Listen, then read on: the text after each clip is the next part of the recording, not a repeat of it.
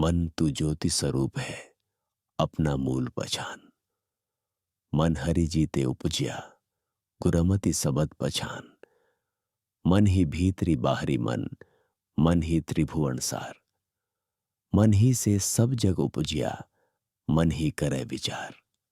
गुरु प्यारी साध संगत जी, राधा स्वामी जी।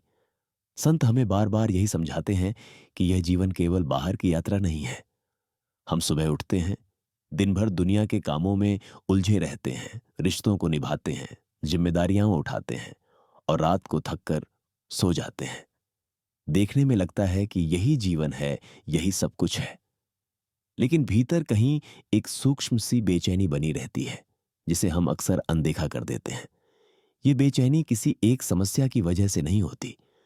कई बार सब कुछ ठीक चल रहा होता है, घर भी है, काम भी है, लोग भी साथ हैं, फिर भी मन में एक खालीपन सा रहता है। ऐसा लगता है जैसे कुछ छूट रहा है, जैसे हम कहीं पहुंचना चाहते थे लेकिन रास्ते में ही उलझ गए। यही वह बिंदु है जहां संत हमें रोकते हैं और धीरे से कहते हैं, जरा ठहरो। बाहर बहुत देखा, अब भीतर की ओर भी देखो। मन को हम बहुत हल्के में ले लेते हैं। हमें लगता है कि मन बस सोचने की एक आदत है, एक मशीन है जो चलती रहती है। लेकिन संत बताते हैं कि मन कोई साधारण वस्तु नहीं है। मन उसी ज्योति का अंश है जिससे सारा अस्तित्व प्रकट हुआ है। इसलिए मन की बेचैनी कोई कमजोरी नहीं है, बल्कि यह इस बात का संकेत है कि मन अपनी असली जगह से दूर चला गया है। जैसे बच्चा मां की गोद से दूर हो जाए तो रोने लगता है, वैसे ही मन जब अपने मूल से दूर होता है तो वह बेचैन हो जाता है। हम उस बेचैनी को दबाने की कोशिश करते हैं, कभी मनोरंजन से, कभी काम में डूबकर, कभी रिश्तों में खुद को खोकर। लेकिन थोड़ी देर बाद वही बेचैनी फिर लौट आती है, क्योंकि मन को अस्थायी तसल्ली नहीं चाहिए। मन को घर की याद है।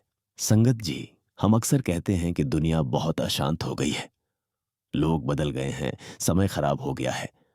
लेकिन अगर ईमानदारी से देखें तो बाहर की दुनिया उतनी नहीं बदली जितना हमारा मन बदल गया है। मन जब भीतर से जुड़ा होता है तो वही दुनिया सहज लगती है, और जब मन बाहर भटकता है तो वही दुनिया बोझ बन जाती है। यही कारण है कि एक ही परिस्थिति में कोई व्यक्ति टूट जाता है और कोई शांत बना रहता है। फर्क परिस्थितियों का नहीं होता, फर्क मन की अवस्था का होता है। मन ही हमारे भीतर भी है और मन ही बाहर की दुनिया को अर्थ देता है। हम जो कुछ देखते हैं, सुनते हैं, समझते हैं, वह सब मन के माध्यम से ही अनुभव में आता है। इसीलिए बाहर का संसार जैसा हमें दिखाई देता है, वह वास्तव में मन की ही बनाई हुई तस्वीर होती है। अगर मन शांत है तो शोर भी परेशान नहीं करता। अगर मन अशांत है तो शांति में भी चैन नहीं मिलता। संत हमें यह नहीं कहते कि मन को खत्म कर दो, वे यह भी नहीं कहते कि मन को दबा दो। वे बहुत सरल बात कहते हैं, मन को सही दिशा दे दो। मन जब नीचे की ओर झुकता है तो वही मन हमें इच्छाओं, भय, क्रोध और अहंकार में बांध देता है। लेकिन जब वही मन ऊपर की ओर मुड़ता है, शब्द की ओर, नाम की ओर, तो वही मन धीरे धीरे हल्का होने लगता है। वही मन जो पहले बंधन था, साधन बन जाता है। संगत जी, संसार कोई जगह नहीं है, संसार मन की पकड़ है। जिस चीज को मन ने कसकर पकड़ लिया वही संसार बन गया, और जिस चीज को मन ने छोड़ दिया वह संसार नहीं रहती। इसलिए संत कहते हैं कि संसार बाहर नहीं है, संसार मन में है। हम अक्सर सोचते हैं कि अगर परिस्थितियां बदल जाएं तो शांति मिल जाएगी, लेकिन सच्चाई यह है कि परिस्थितियां बदलती रहती हैं, शांति नहीं आती। शांति तब आती है जब मन की दिशा बदलती है। सतगुरु हमें यही दिशा दिखाते हैं। वे कहते हैं, तुम संसार में रहो, अपने कर्तव्य निभाओ, किसी से भागो मत, लेकिन मन को नाम में टिकाओ। नाम कोई शब्दों का खेल नहीं है। नाम वह सहारा है जिससे मन को धीरे धीरे याद आने लगता है कि उसका असली ठिकाना कहां है। जब हम रोज बैठकर बिना किसी उम्मीद के, बिना किसी अनुभव की मांग के सिर्फ नाम में बैठते हैं तो मन पहले विद्रोह करता है। वह कहता है, यह उबाऊ है, यह मुश्किल है, यह बेकार है। लेकिन अगर हम धैर्य रखते हैं तो वही मन धीरे धीरे शांत होने लगता है।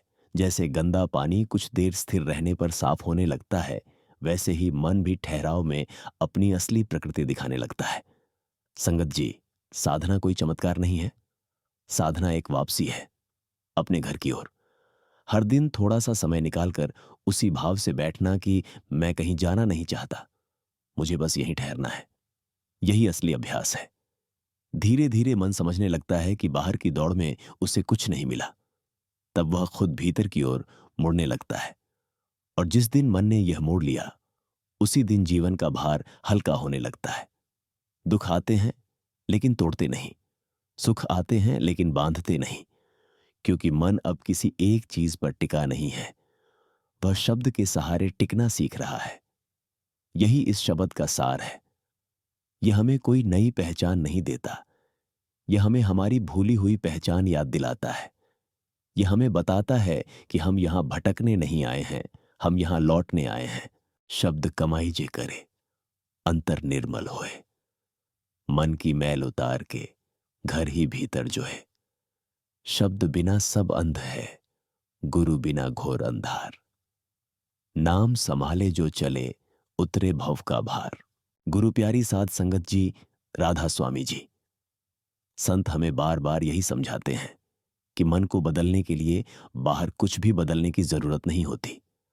मन की सबसे बड़ी उलझन यही है कि वह समाधान भी बाहर ढूंढता है। जब दुख आता है तो मन कहता है हालात बदल जाए। जब बेचैनी आती है तो मन कहता है कुछ नया मिल जाए। और जब खालीपन महसूस होता है तो मन कहता है कोई सहारा मिल जाए। लेकिन यह शब्द हमें बहुत शांति से एक अलग दिशा की ओर मोड़ता है। यह कहता है कि समाधान बाहर नहीं है, समाधान कमाई में है, शब्द की कमाई में। हम कमाई शब्द को अक्सर गलत समझ लेते हैं। हमें लगता है कि कमाई मतलब कोई उपलब्धि, कोई अनुभव, कोई दृश्य या कोई आवाज। लेकिन संतों की भाषा में कमाई का अर्थ होता है लगातार जुड़ना, बिना मांग के, बिना शोर के। जब इंसान रोज बैठकर नाम में समय देता है, चाहे मन लगे या ना लगे, वही कमाई है। क्योंकि कमाई मेहनत से नहीं, निरंतरता से होती है। संगत जी, मन की सबसे बड़ी समस्या यह नहीं है कि वह भटकता है। मन की असली समस्या यह है कि वह ठहरना भूल गया है। दिन भर मन एक जगह से दूसरी जगह जाता रहता है। एक विचार पूरा नहीं होता कि दूसरा शुरू हो जाता है। और जब हम सिमरन में बैठते हैं तो वही आदत वहां भी साथ आ जाती है। हमें लगता है कि सिमरन में बैठते ही मन शांत हो जाना चाहिए, लेकिन ऐसा नहीं होता। मन पहले और ज्यादा शोर करता है। यह शोर कोई रुकावट नहीं है। यह शोर इस बात का प्रमाण है कि अब आपने मन को देखा है। पहले मन भागता था और आप उसके साथ भागते थे। अब मन भागता है और आप उसे देखते हैं। यही फर्क साधना की शुरुआत है। संगत जी, शब्द की कमाई मन को साफ करती है, लेकिन यह सफाई किसी झाड़ू से नहीं होती। यह सफाई ठहराव से होती है। जैसे गंदा पानी कुछ देर स्थिर रहने पर खुद ब खुद साफ होने लगता है, वैसे ही मन भी शब्द के साथ ठहरने से अपनी मैल छोड़ने लगता है। यह मैल कोई बाहर की चीज नहीं है। यह तुलना की मैल है, अपेक्षाओं की मैल है, डर और असुरक्षा की मैल है। और यह मैल हम तब तक ढोते रहते हैं जब तक मन बाहर की चीजों से जुड़ा रहता है। शब्द कहता है कि जब यह मैल उतरती है तो इंसान को कहीं जाना नहीं पड़ता। उसे अपना घर बाहर नहीं ढूंढना पड़ता, घर भीतर ही दिखने लगता है। संगत जी, ये घर कोई जगह नहीं है। ये घर एक अवस्था है जहां मन को कुछ पकड़ने की जरूरत नहीं रहती। हम सोचते हैं कि शांति तब आएगी जब कुछ मिल जाएगा, लेकिन असल शांति तब आती है जब पकड़ छूट जाती है। सद्गुरु हमें यही सिखाते हैं। वे कहते हैं, शब्द को पकड़ो लेकिन अनुभव को मत पकड़ो। नाम लो लेकिन परिणाम की उम्मीद मत रखो। जब इंसान परिणाम की उम्मीद छोड़ देता है तभी शब्द काम करना शुरू करता है, क्योंकि उम्मीद मन की होती है और शब्द मन से ऊपर ले जाने का साधन है। संगत जी, शब्द के बिना जीवन अंधा है। यह बात डराने के लिए नहीं कही गई, यह बात जगाने के लिए कही गई है। हम देख रहे होते हैं लेकिन सही दिशा नहीं देख पाते। हम सुन रहे होते हैं लेकिन भीतर की आवाज नहीं सुन पाते। गुरु वही होते हैं जो अंधेरे में रोशनी नहीं दिखाते, बल्कि आंख खोलना सिखाते हैं। और जब इंसान नाम को संभाल कर चलना सीख लेता है तो जीवन का भार धीरे धीरे उतरने लगता है। समस्याएं खत्म नहीं होती, लेकिन वे बोझ नहीं लगती। दुख आता है लेकिन वह पहचान नहीं बनता, क्योंकि अब मन का सहारा बाहर नहीं, भीतर होता है। संगत जी, हम सब एक ही यात्रा पर हैं। फर्क सिर्फ इतना है कि कोई बाहर की ओर दौड़ रहा है और कोई धीरे धीरे भीतर लौट रहा है। सत्संग का मतलब यही है, लौटने की याद। अगर आज के सत्संग से इतना भी समझ में आ जाए कि मन को सुधारना नहीं है, मन को शब्द में टिकाना है, तो यही बहुत है। बाबा जी की मेहर से यह मन जो आज भटकता है, वही मन एक दिन घर पहुंच जाता है। जैसा संग करी मन बसे, तैसो ही फल होए। अंतकाल जो सिमरे, सो गति को पावे होए। धन जन परिवार सब, छूट जात पल एक। नाम सहाय जीव का, अंत समय एक टेक। गुरु प्यारी साध संगत जी, राधा स्वामी जी। संत हमें बार बार यही समझाते हैं कि मृत्यु कोई अचानक आने वाली घटना नहीं है। मृत्यु तो हर दिन हमारे जीवन के साथ साथ चलती रहती है। फर्क सिर्फ इतना है कि हम उसकी ओर देखना नहीं चाहते। हम जीवन की योजनाओं में इतने उलझ जाते हैं कि अंत की सच्चाई को टालते रहते हैं, जैसे वह कभी आएगी ही नहीं। लेकिन मृत्यु आती है, चुपचाप आती है, बिना पूछे आती है। और जब वह आती है तो वह हमसे कुछ भी पूछती नहीं, न हमारी उम्र, न हमारी हैसियत, न हमारी अधूरी योजनाएं। संगत जी, मृत्यु के समय इंसान का शरीर तो यहीं रह जाता है, ये बात हम सब जानते हैं। लेकिन असली प्रश्न शरीर का नहीं है, असली प्रश्न है मन का। क्योंकि शरीर तो जड़ है, लेकिन मन ही वह कड़ी है जो आगे की यात्रा को तय करता है। पूरी जिंदगी मन जिस चीज के साथ जुड़ा रहता है, मृत्यु के समय वही चीज सबसे पहले सामने खड़ी हो जाती है। इंसान सोचता है कि मृत्यु के समय उसे सब कुछ याद आएगा, परिवार, बच्चे, धन, रिश्ते। लेकिन सच ये है कि उस समय मन उतना विस्तृत नहीं होता। उस समय मन बहुत संकुचित हो जाता है। वह उसी चीज को पकड़ता है जो उसकी आदत बन चुकी होती है। जिस मन ने जीवन भर धन को पकड़ा, वह उसी चिंता में फंसा रहता है। जिस मन ने जीवन भर मान अपमान को पकड़ा, वह उसी भय में उलझा रहता है। और जिस मन ने जीवन भर नाम को सहारा बनाया, वह उसी सहारे को थाम लेता है। संगत जी, मृत्यु के समय कोई नई साधना नहीं होती। उस समय कोई नया निर्णय नहीं लिया जाता। उस समय वही चलता है जो जीवन भर अभ्यास में रहा हो।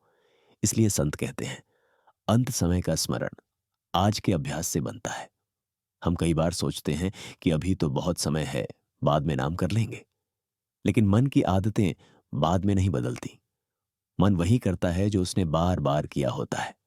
जैसे दिन भर जो भाषा बोली जाती है, वही नींद में भी निकलती है। वैसे ही जीवन भर जिस दिशा में मन चलता रहा, मृत्यु के समय भी वही दिशा पकड़ लेता है। संगत जी, मृत्यु के समय शरीर कमजोर होता है, इंद्रियां जवाब देने लगती हैं, आवाज सुनाई नहीं देती, आंखें साथ नहीं देती। उस समय न धन बोलता है, न रिश्ते जवाब देते हैं। उस समय मन अकेला होता है और उसे सहारे की जरूरत होती है। अगर मन ने जीवन में कभी नाम का सहारा नहीं लिया, तो उस समय वह घबरा जाता है। वह पकड़ने के लिए बाहर हाथ बढ़ाता है, लेकिन बाहर कुछ नहीं होता। और अगर मन ने नाम को दोस्त बनाया होता है, तो उस समय वह डरता नहीं, क्योंकि उसे पता होता है, मैं अकेला नहीं हूं। संत कहते हैं कि मृत्यु के समय मन बहुत संवेदनशील होता है। वह किसी भी भाव को गहराई से पकड़ लेता है। इसलिए उस समय का भाव ही आगे की दिशा तय करता है। लेकिन यह भाव अचानक पैदा नहीं होता। यह भाव रोज रोज के अभ्यास से बनता है। संगत जी, नाम सिमरन कोई धार्मिक रस्म नहीं है, यह मृत्यु की तैयारी है। यह मन को सिखाने की प्रक्रिया है कि जब सब छूटे तब किसे पकड़ना है। हम रोज थोड़ी देर बैठकर मन को नाम में लगाते हैं। मन भागता है, भटकता है, विरोध करता है, लेकिन धीरे धीरे उसे यह एहसास होने लगता है कि यही उसका असली सहारा है।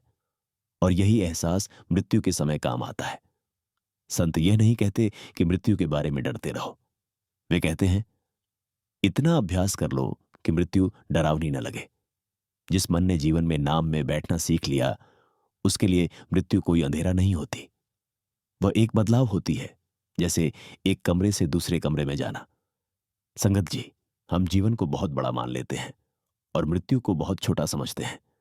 लेकिन सच यह है कि मृत्यु ही जीवन की असली परीक्षा है। और उस परीक्षा में वही पास होता है जिसने पहले से तैयारी की हो। इसलिए संतों की शिक्षा बहुत सीधी है।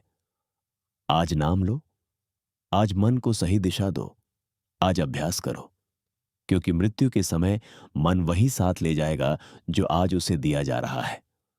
अगर आज मन संसार में उलझा है तो कल भी वहीं उलझेगा, और अगर आज मन नाम में टिकना सीख रहा है तो कल वही नाम उसका सहारा बनेगा। जो लग प्राण तजय नहीं, तू लग करे न कोय। अंत समय जो सुमिरे, सोई संग चले होए। तन छूटे मन साथ चले, करम लिखे जो लेख। शब्द सहारे पार उतरे, गुरु दयाल की टेक। गुरु प्यारी साध संगत जी, राधा स्वामी जी। संत हमें यह समझाते हैं कि मृत्यु अंत नहीं है। मृत्यु केवल एक दरवाजा है, एक अवस्था से दूसरी अवस्था में प्रवेश। हम जीवन भर मृत्यु को ऐसे देखते हैं जैसे सब कुछ वहीं समाप्त हो जाता है। लेकिन अगर ऐसा होता तो भीतर यह प्रश्न ही क्यों उठता कि इसके बाद क्या? यह प्रश्न इसलिए उठता है क्योंकि आत्मा जानती है कि उसकी यात्रा शरीर से आगे भी जारी रहती है। जब शरीर का समय पूरा होता है तो शरीर यहीं रह जाता है। यह हम सबने देखा है। लेकिन आत्मा न तो शरीर है, न सांस है, न विचार। आत्मा तो वह चेतना है जो शरीर में रहते हुए सब कुछ अनुभव करती है, और वही चेतना, वही सूरत शरीर छूटने के बाद आगे की यात्रा करती है। संगत जी, मृत्यु के बाद आत्मा किसी खाली जगह में नहीं चली जाती। वह उसी दिशा में चलती है जिस दिशा का अभ्यास जीवन में किया गया हो। जैसे नदी जहां ढलान पाती है वहीं बहती है, वैसे ही आत्मा उसी ओर बहती है जहां मन का झुकाव रहा हो। अगर मन जीवन भर बाहर की ओर भागता रहा तो आत्मा भी बाहर के ही मंडलों में भटकती है, और अगर मन जीवन में भीतर की ओर मुड़ना सीख गया तो आत्मा की यात्रा भी भीतर की ओर शुरू हो जाती है। संत कहते हैं कि मृत्यु के बाद आत्मा अकेली नहीं होती, उसके साथ उसका मन होता है, उसके कर्मों का लेख होता है, और सबसे महत्वपूर्ण उसका अभ्यास होता है।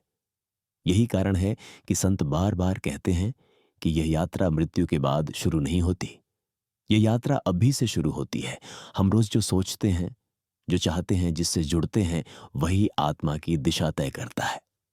संगत जी, मृत्यु के बाद आत्मा को बाहर की कोई चीज नहीं दिखती, न घर, न परिवार, न धन। उस समय आत्मा बहुत सूक्ष्म हो जाती है। वह भारी चीजें नहीं उठा सकती। वह केवल वही उठा सकती है जो उसके स्वभाव का हिस्सा बन चुका हो। अगर नाम केवल सुनने की चीज रहा तो वह साथ नहीं चलता, लेकिन अगर नाम आदत बन गया तो वही आत्मा का मार्गदर्शक बनता है। संत कहते हैं कि मृत्यु के बाद आत्मा पहले अपने मन के संस्कारों से गुजरती है। वह वही अनुभव करती है जो उसने जीवन में बार बार जिया होता है। इसलिए कई आत्माएं भटकती हैं, डरती हैं, उलझन में रहती हैं। यह डर मृत्यु का नहीं होता, यह अभ्यास के अभाव का डर होता है। लेकिन जिस आत्मा ने जीवन में नाम का सहारा लिया होता है, जिसने गुरु पर भरोसा करना सीखा होता है, उसके लिए मृत्यु अंधकार नहीं होती। उसके लिए मृत्यु एक परिचित रास्ता होती है, क्योंकि उसने उस रास्ते की झलक ध्यान में पहले ही देख ली होती है। संगत जी, सद्गुरु की दया यहीं से समझ में आती है। वे हमें मृत्यु के बाद नहीं, मृत्यु से पहले तैयार करते हैं। वे कहते हैं, अभी बैठो, अभी नाम लो, अभी मन को भीतर मोड़ो, ताकि जब शरीर साथ छोड़ दे तो आत्मा को कोई डर ना हो। जिस आत्मा ने जीवन में शब्द का सहारा लिया, उसके लिए शब्द मृत्यु के बाद भी जीवित रहता है। वही शब्द उसे संभालता है, वही शब्द उसे आगे ले जाता है। इसलिए संत कहते हैं कि मृत्यु के बाद आत्मा को कोई और नहीं, उसका अभ्यास आगे ले जाता है। संगत जी, यह बात सुनने में भारी लग सकती है, लेकिन डराने के लिए नहीं कही जाती। यह बात जगाने के लिए कही जाती है। हम सब उस यात्रा पर हैं जिसे टाला नहीं जा सकता। तो क्यों ना उस यात्रा की तैयारी शांति से, प्रेम से, भरोसे से की जाए। अगर आज हम इतना भी कर लें कि दिन में कुछ समय सिर्फ नाम के लिए रख दें, तो आत्मा को यह भरोसा मिल जाता है कि वह अकेली नहीं है। और यही भरोसा मृत्यु के बाद सबसे बड़ा सहारा बनता है।